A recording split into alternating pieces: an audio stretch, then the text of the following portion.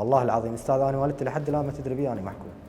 ما تدري بيك محكوم؟ اي بالله اخاف اقول لها، اخاف لا يصير بصحتها شيء. زين انت ما فكرت بين فد يوم والدتك اللي هي مريضه وتعبانه وانت تبيع مخدرات وتروج وتطل المتعاطين، ما فكرت انت فد يوم تقعد هنا القعده هاي؟ لا ما مفكرت. ابد استاذ. بس احنا نسمع ترى المخدرات طريقين، طريق السجن طريقه تموت.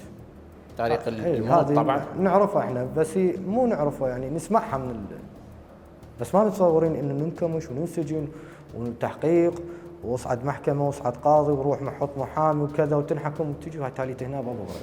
زين سجن بغداد المركزي. انت اليوم ندمان؟